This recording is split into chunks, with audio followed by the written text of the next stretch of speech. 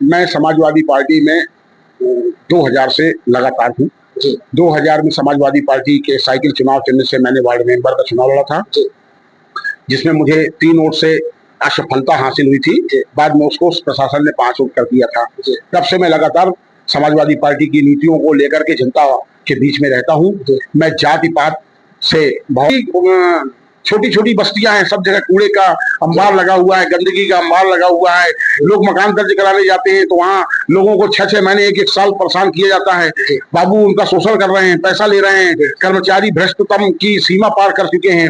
और सबसे बड़ी बात यह है, मुक्ति धाम का जो इलेक्ट्रिक सौदागर है वो लगभग 10 महीने से बंद पड़ा है। और चेयरमैन कुंभकर्ण की नींद और तमाम अधिकारी सारे लोग जनता को परेशान करते हैं, बार बार चक्कर लगवाते हैं। मगर मेरे कार्यकाल में 5 वर्षों में मैंने लगभग 5000 मकान दर्ज किए। और आज पब्लिक आती थी मेरे यहाँ, दूसरे दिन मैं उसको रसीद दे देता था, क्योंकि बोर्ड ने मुझको पावर दे रखी थी कि आप जनता की सेवा करें। और पूरा बोर्ड हमारा जनता की सेवा के लिए ही तत्पर रहता था। और बांदा विकास में आप जब रहे तो आपने क्या महत्वपूर्ण काम किए थे? आप नगर पालिका अध्यक्ष रहे। मैंने अभी यही बताया आपको। नमस्कार दोस्तों, आप सभी का स्वागत है बुंदेली प्रचार में। मैं हूं आपके साथ दीपेन करण, और आज हमारे साथ में मौजूद हैं समाजवादी पार्टी के राष्ट्रीय नेता और बांदा के पूर्व चेयरमैन नगर पालिका अध्यक्ष मोहन साहू जी हमारे साथ में हैं। तो सबसे पहले आपको बहुत बहुत स्वागत है हमारे चैनल में। थैंक यू, बहुत बहुत धन्यवाद आपका। और तो सवालों का सिलसिला करते हैं शुरू। तो अध्यक्ष जी, आप समाजवादी पार्टी में राजनीति में आपको कैसा लगा आने के लिए? देखिए, कैसे किया आपने? मैं समाजवादी पार्टी में 2000 से लगातार हूँ। 2000 में समाजवादी पार्टी के साइकिल चुनाव चिन्ह से मैंने वार्ड मेंबर का चुनाव लड़ा था, जिसमें मुझे 3 वोट से असफलता हासिल हुई थी। बाद में उसको प्रशासन ने 5 वोट कर दिया था। तब से मैं लगातार समाजवादी पार्टी की नीतियों को लेकर के जनता के बीच में रहता हूँ। मैं जाति पात से बहुत नफरत करता हूँ। मेरी निगाह में मानव और इंसान का काम इंसानियत और मानवता के लिए ही कर्म और धर्म हमारा होना चाहिए। और आप नगर पालिका अध्यक्ष भी रह चुके हैं, तो आप उपलब्धियां क्या रही हैं आपकी नगर पालिका अध्यक्ष में?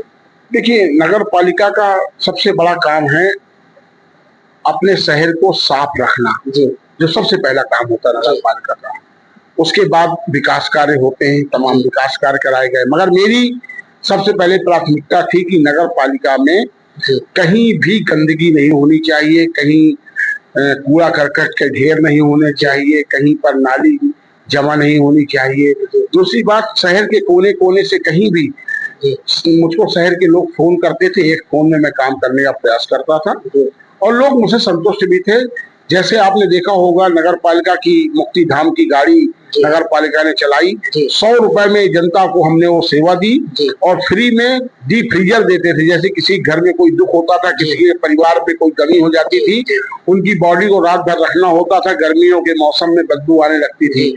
हमने डीप फ्रीजर का सामान्य जनता को डीप फ्रीजर उपलब्ध कराने का काम किया। फ्री में नगर पालिका का रिक्शा लेके जाता था, रिक्शा लेके आता था और नगर पालिका की गाड़ी 100 रुपए में उनके दरवाजे से मुक्ति धाम तक ले जा करके उनकी सेवा करानी थी।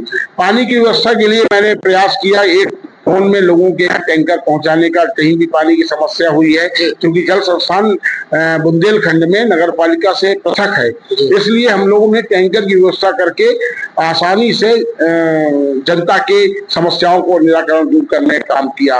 मकान दर्ज करने में बांदा नगर पालिका में लोगों को लोहे के चिन्ह चबाने पड़ते हैं। आज कोई एक आदमी चला जाए मकान दर्ज कराने तो नगर पालिका के बाबू, चेयरमैन और तमाम अधिकारी सारे लोग जनता को परेशान करते हैं, बार बार चक्कर लगवाते हैं। मगर मेरे कार्यकाल में 5 वर्षों में मैंने लगभग 5000 मकान दर्ज किए। और आज पब्लिक आती थी मेरे यहाँ, दूसरे दिन मैं उसको रसीद दे देता था, क्योंकि बोर्ड ने मुझको पावर दे रखी थी कि आप जनता की सेवा करें। और पूरा बोर्ड हमारा जनता की सेवा के लिए ही तत्पर रहता था।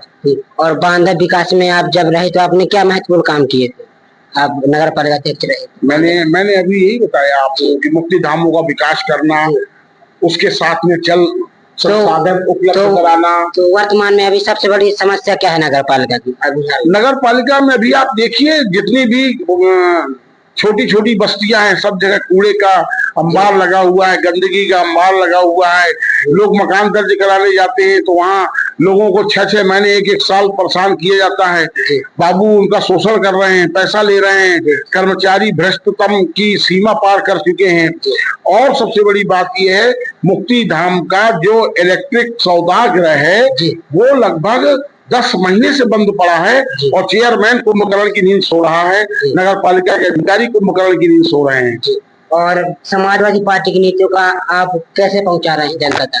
समाजवादी पार्टी हम तो सन 2000 से लेके आज तक मैं इस शहर में किसी के भी घर में अगर दुख दस्तक देती है तो मोहन साहू सबसे पहले उस परिवार के साथ खड़ा होता है और प्रयास करता हूं कि मैं उनके दुख में उनकी पीड़ा को दूर करने के लिए जो भी मदद कर सकता हूं मदद करने का प्रयास करता हूं।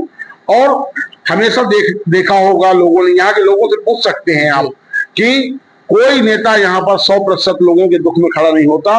मैं इकलौता नेता हूँ जो मैं शहर के किसी भी जात किसी भी धर्म के लोग